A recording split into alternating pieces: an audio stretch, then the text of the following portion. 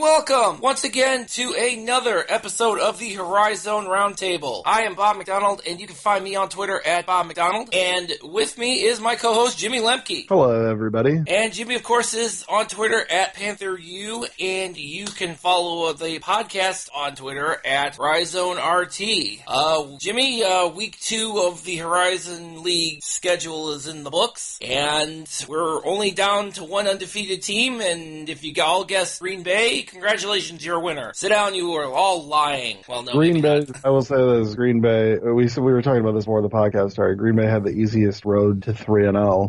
Yeah, I mean, and we'll talk a little bit about that. I mean, and the wins are against Milwaukee, Youngstown State, and Cleveland State, and we'll talk about Cleveland State a little bit later on, because man, that is not looking like a good scene over there. It's also still a safe scene because they still don't have an athletic director. They still don't have a permanent athletic director, and they won't for any time soon. So still a safe scene. That's not problematic with their team right now. I mean, that's more of a long-term issue. I mean, Felton's got the team, working. I mean, they had a couple nice leads this week. They looked for them, good. I guess. Yeah. Good for them. I had an alum text me during the Cleveland State game. He showed me the win probability. Yeah. And there was a point that the State's win probability on the Thursday game against Milwaukee was in the high 80s. Yeah. And then it just tanked. Yeah, and that is.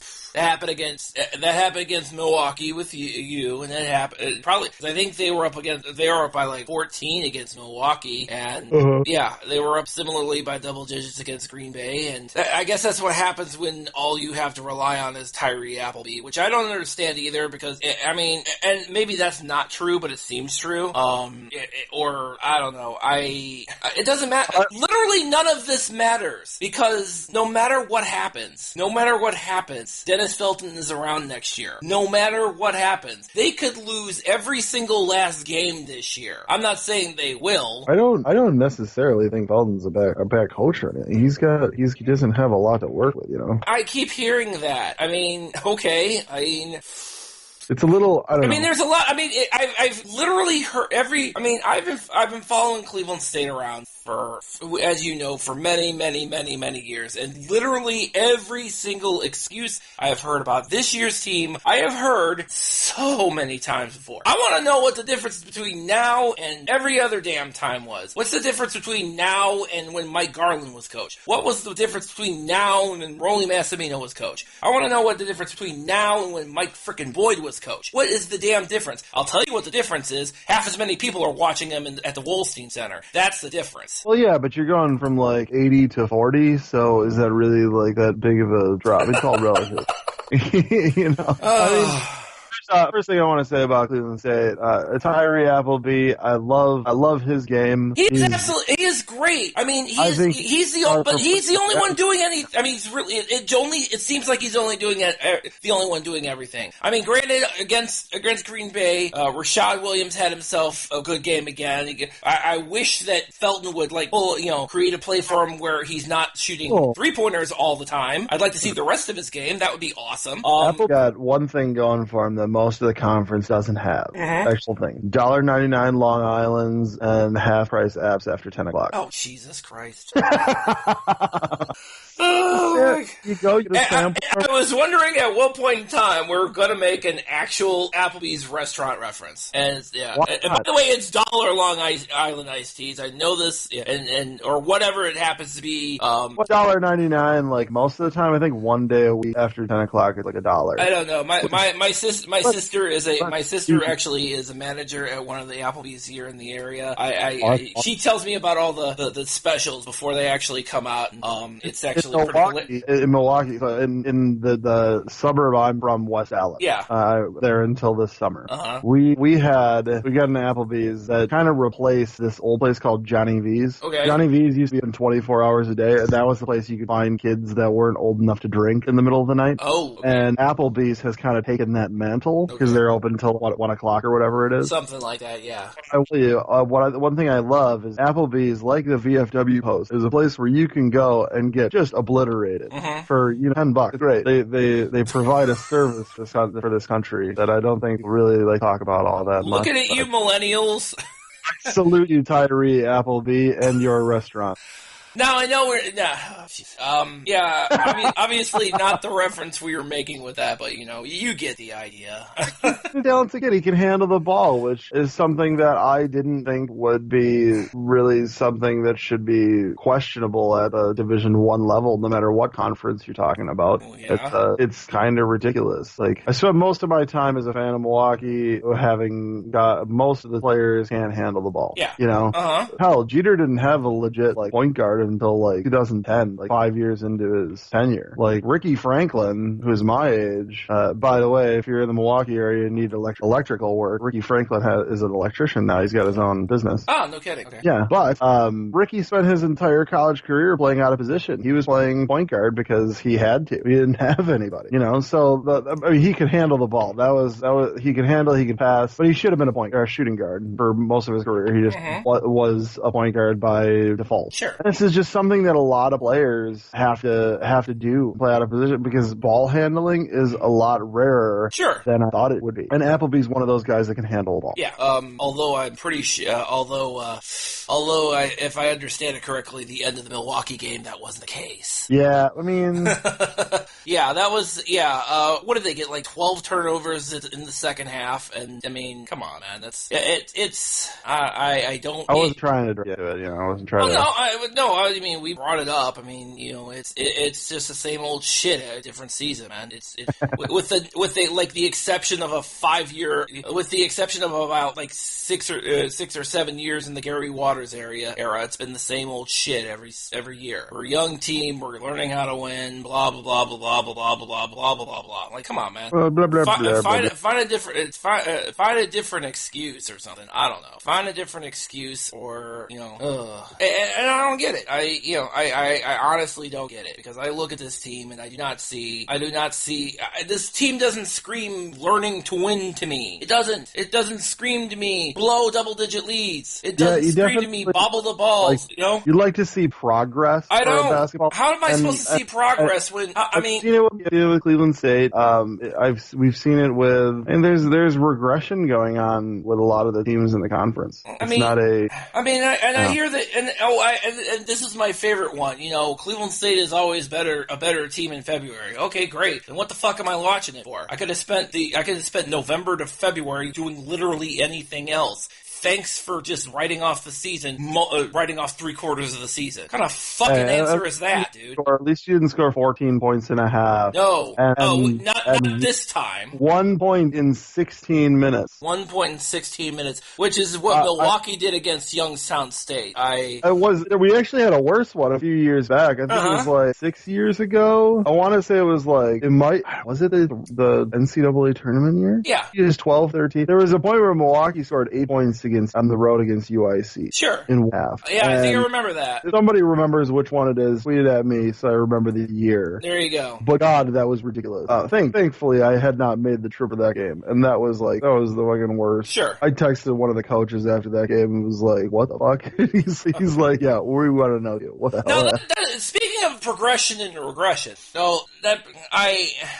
Milwaukee is a curious case, obviously, but that brings up the question of Youngstown State now. Pat Baldwin's never been a head coach before. Yeah. Which I'll go into later after your Youngstown State thing goes. Well, no, I mean, here's my question, because you have a Youngstown State team that for whatever reason likes being in overtime but doesn't like to win in overtime or pretty much do anything in overtime, because they've been in overtime a couple of times this season, once in non-conference, and I'm pretty sure they lost by double digits, and then once against Green Bay and they lost. So, but then of course they go into Milwaukee and beat the brakes off the Panthers. So, I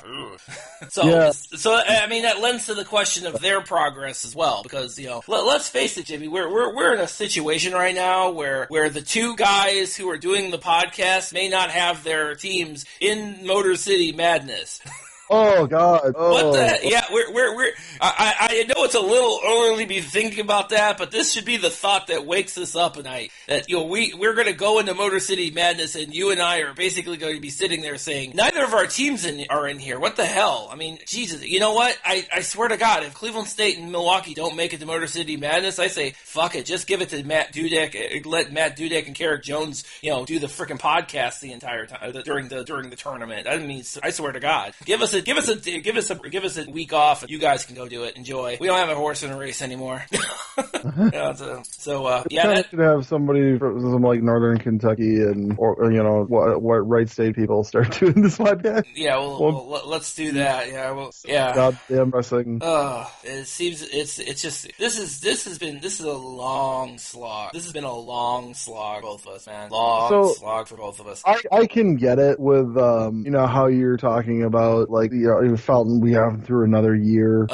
Yeah. I can understand it. Well, because you're in the same boat as we are. You're in another year. I mean, but at least I can say with Pat Baldwin that he's never been a head coach for. Yeah. So this very well may, he's just getting his feet wet. It's taking him time. He's gotten some good recruits. Yeah. They've got a couple kids sitting this year who will be great, who should be players. So there's cause for optimism. But and I have the experience of being here when Jeter was going through the same thing. Sure. 9-22 year for Jeter. It's kind of what Pat Baldwin's got going on right now. Like he had a mostly empty cupboard now that his all of Jeter's players and the one really good LaVall Jordan player are gone since Jeremiah Bell left, transferred, and then the last almost all of the players Jeter had transferred out or graduated. The Prall's graduated, and Brock Stull and Bryce Henze transferred out. I don't really count LaVall Jordan's recruit August Haas, that kid who played here.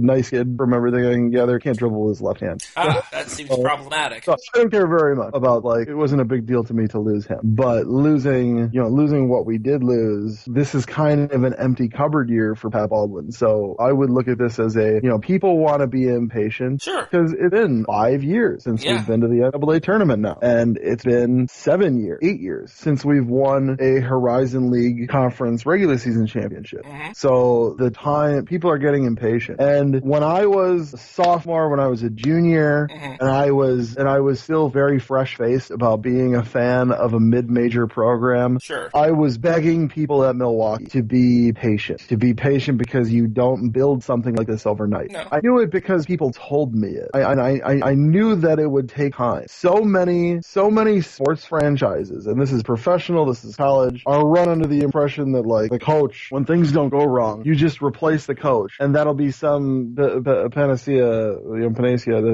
to fix everything eventually. That's just not how it is. That's never how it is. No. It's never gonna be like that. So you have to be willing to sit there and be patient and take your time, because the people who are working that job and trying to do the job of building a program need more than just about anything. They need time. Dennis Felton is different from Pat Baldwin in that we know what kind of coach Dennis Felton is. Yeah. So there is a, not to mention the fact that he has an actual track record of success too. Right. Pat Baldwin, we don't know. So I'm going to defer. He was hired by a person that I strongly dislike. Obviously. And for reasons that we've covered a billion times. Yes. So if anything, I should have a reason to not want to be patient with this guy and fuel this, this feeling of disappointment and disregard for, giving this person the time they need to get it done and giving them the benefit of the doubt that this is a bad year. But I'm not going to do that, because one thing that our program has way too much of, and I suspect it's the same over there, is there's just too much negativity. Yeah. And people see that and they feed off of it. Well, not anymore. I mean,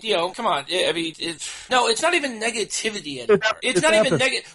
We've gone way past negativity. It's like Thanos just snapped his fingers and made half the fans disappear. Seriously. That we've gone past the point of negativity and to just out and out apathy. Right. And, I mean, that's the part that scares the shit out of me. Because, the people who are talking about, at least on the Cleveland State end, by and large, the people who are talking about Cleveland State right now, we ain't getting any younger. I mean, we're not getting any younger, and I challenged you to find me a group of Cleveland State fans that are under the age of 30 right now. This used to not be a problem. I mean, it was a problem, but it was not a bigger problem than it is now. But, and again, I disclaimer all of this by saying again that no matter what we say or what, however pissed off we get or however impatient we are, the bottom line is no matter what happens and no matter what excuse gets thrown around that I dismiss entirely or not, I don't know. maybe there's a new one that comes up. Dennis Felton is going to be the head coach at Cleveland State next year. Period. He's not going anywhere at all. And maybe it's because, and it would have been the case it actually would have been the case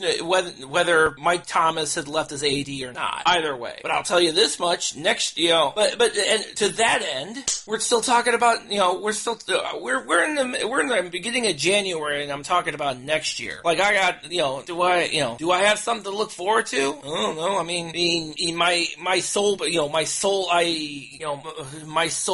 driver to actually watch a basketball game anymore is Tyree Appleby. That's really about it. And occasionally Rashad Williams goes off for like 5 to 9, 3-pointers, which is pretty cool. But other than that, what else is there? I mean, they're not going to go 0-18. I don't think they're going to go 0-18. I don't need a repeat. Yeah, I hope not. The last thing I need is a repeat of 2003, 2004, where what I call the Viking death spiral, where they lost 21 games in a row. I don't need that. I don't need that drama.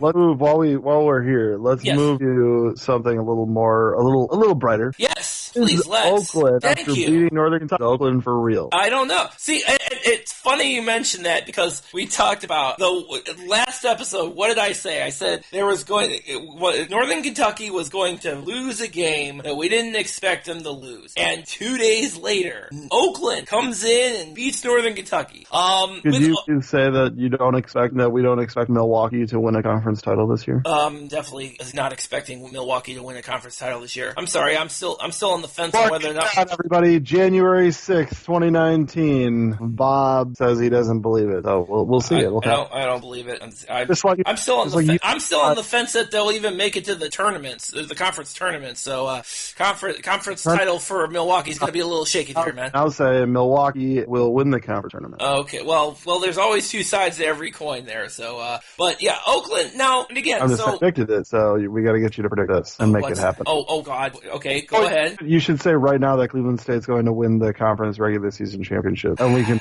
indeed, After all the shit I just said, you want me to predict that they're going to win the conference championship? Obviously, you predicted that Northern Kentucky was going to lose a game they shouldn't lose, and then it happened. Yes, but also keep in mind, I also said a bunch of other shit over the last few episodes that didn't have that the opposite happened. Like I thought when at the beginning of the season, I thought Wright State was going to be in a much better position that they were in, and they certainly are not. We'll talk a little bit about them too, but yeah, and a bunch of other stuff that the opposite. I thought I also predicted that IUPUI could be a potential spoiler in the conference, and look what's happened to them. I'm not honestly, we can hang our hats on the one thing that I did actually predict that came true, and then of course you can also check tape to make sure that there's like a whole crap ton of stuff that I just obviously just pulled out of my ass. So, but yeah, so back to Northern Kentucky losing to Oakland beating Northern Kentucky. And I've said this over and over again. Oakland is kind of really a hard team to pin down, because they won pretty handily against both Cleveland State and Youngstown. And I guess as we mentioned last episode, our question was whether Oakland was better than we thought, or were Cleveland State and Youngstown State just Cleveland State and Youngstown State. We turn around on Thursday and have probably the upset, probably the conference, the upset, probably one of the bigger upsets you're going to see in the conference this year. I know. Yeah. It was a huge upset. I know. Yeah. But so Oakland going in and beating Northern Kentucky. Now, and we could, it's interesting, and this is amazing to me that this is absolutely, with Oakland, it's always some other, and this has been the case for most of the season. Whether or not because we've talked about kind of their non-conference and kind of getting that unpredictability, but you see you're always having another.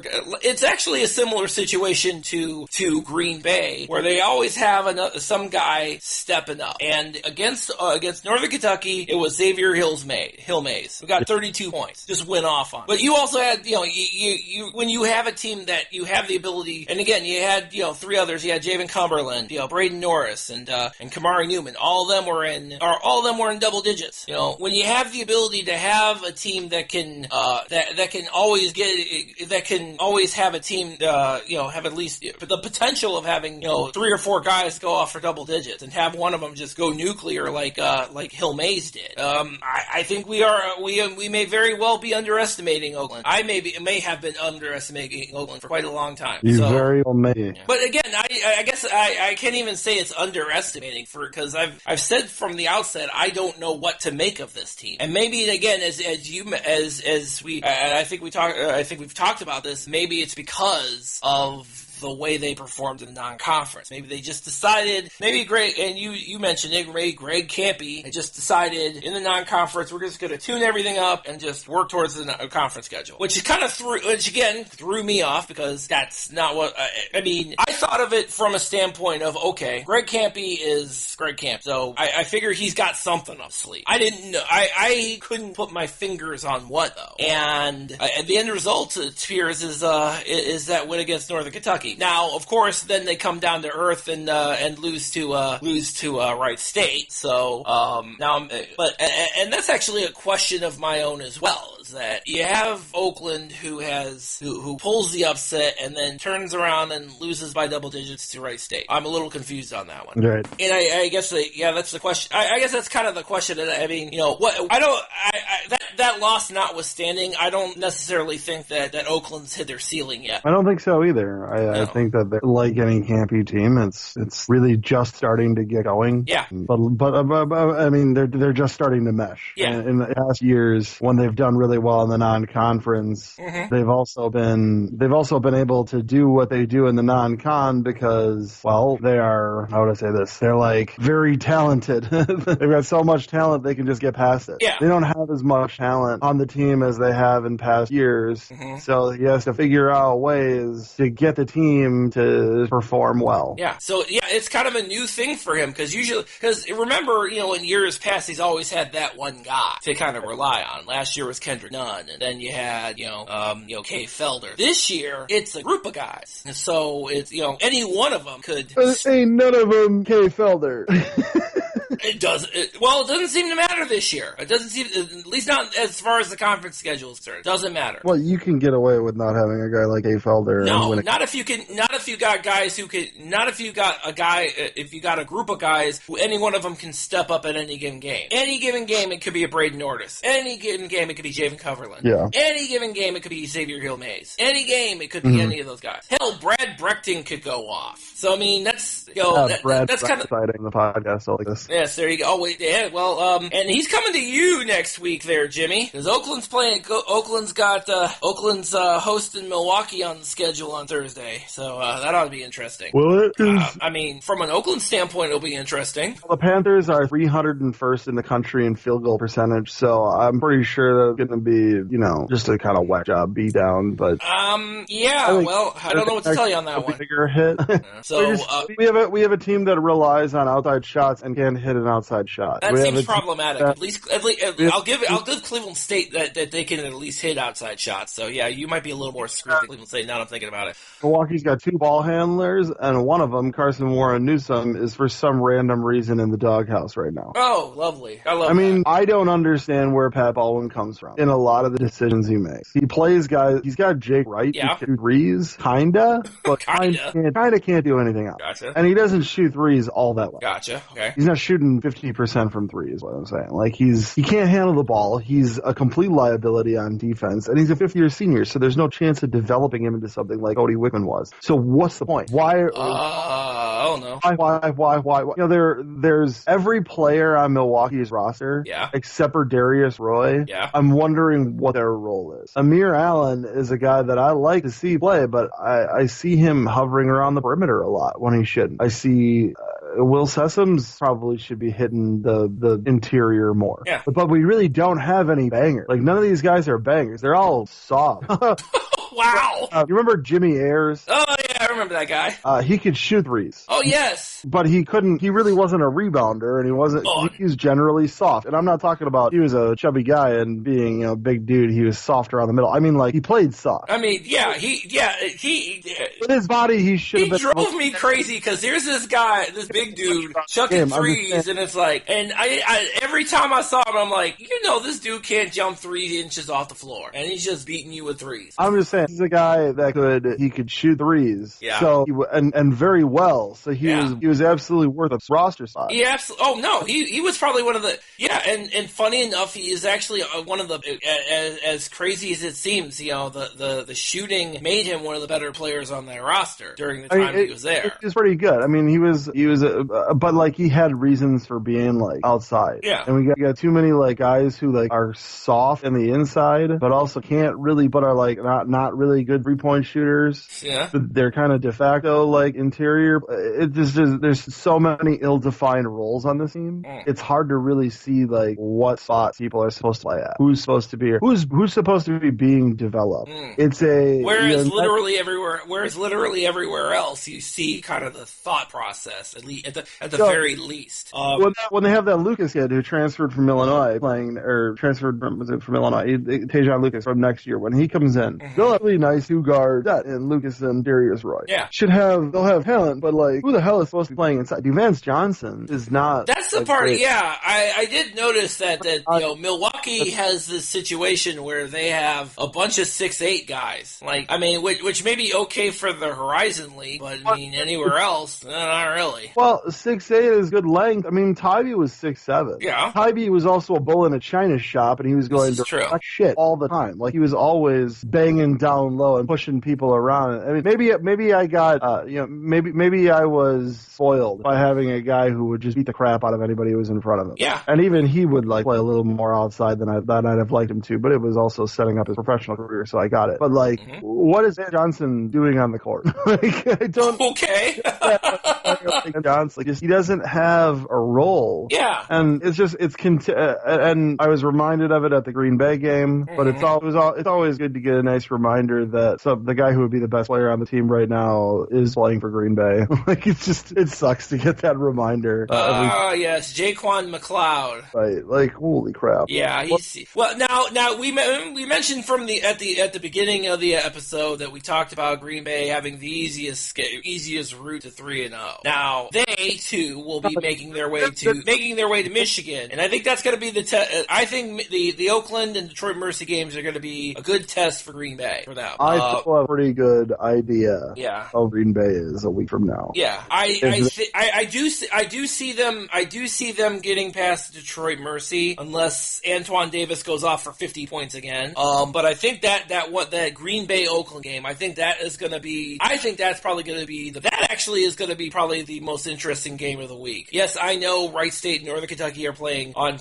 Friday, but I really am intrigued to see that Green Bay Oakland game. I think that's going to be the game that I think everybody should be watching. Poor schmucks who all like myself who bought ESPN Plus. I like to see how that game shakes out, because I think that one's going to determine whether I think that one is going to be a test, the first test I think of both Green Bay and Oakland. I think that's going to be a really good matchup. And then of course I say that one of them gets blown out, so then I'll be massively disappointed. And of course my jinx will have continued. Yeah, so I'm with you. And we're looking at this is where is this conference at? Green Bay Oakland is going to give us a good shake, because we're pretty sure Northern Kentucky probably just had a brain fart in Oakland. Again, as in one of the only times I'm ever have a prediction right where they lose a game when I said they were going to lose a game, we didn't think they were going to lose. And I wasn't bothered at all by Wright State not performing well in the conference, non-conference. Like, I know that they're going to be there. I mean, I think Wright State still has some kinks to shake out, because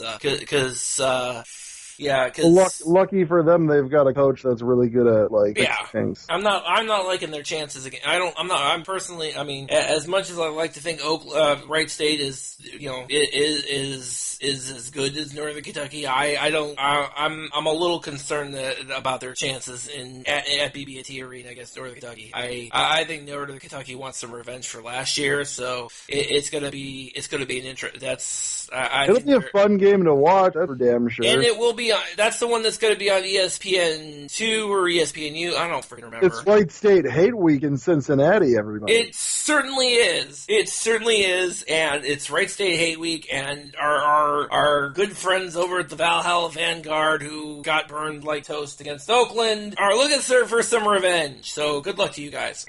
Yeah. So, it's going to be a great week of basketball, guys. It really will be. I think it really will be. I know we didn't talk very much about Detroit Mercy this week, but yeah, we'll talking about them this week because I'll be fresh off playing them. Yeah, there you go. Oh, I know you will be. You will get your you will get your first look at Antoine Davis, and let me tell you something. That kid's something. That kid is definitely something. Yeah, I look forward to getting Breeze rain down upon us. Oh yeah, he's gonna go. He's gonna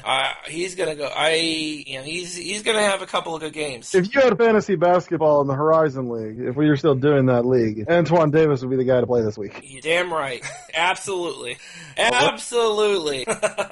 Well, yeah. So look out for Antoine Davis going off on Milwaukee. I don't think he'll hit 48, but he might come close. I don't know. Might get bored and start throwing assists to everybody else. Maybe throwing assists to Josh McFawley and make you look silly. I don't know what to tell you, but yeah, that's kind of how it should be. It's going to be an interesting week, and again, I think the Green Bay Oakland game is going to be a barn burner. I really do. So, and of course, I say that and I'm freaking wrong. So if I'm wrong, I blame myself. You guys can come blame me. All right. So with that, we're going to go ahead and wrap up the show. As always, you can find episodes of the HoriZone Roundtable on sportshax.com, HAX.com, and you can find us wherever you find your podcast, whatever podcast app you happen to use, whatever device you happen to use, be it Amazon, be it Google. We have our YouTube channel up, obviously, via Sports Hacks. So, if you happen to have your YouTube channel set up on your TV box for, Roku or whatever, you pull it up there. So, you've officially ran out of excuses to listen to the show. I mean, seriously. Even listen to it if you have to. Other than, you don't want to listen to our terrible voices. Yeah, well, no, that's a bad excuse. No, that's not even an excuse. No, you can't, watch it. Hate listen if you have to. It's more of a legitimate reason than an excuse. Whatever, man. All right, so that's going to wrap it up. Thanks for listening. All right, have a good weekend, everybody.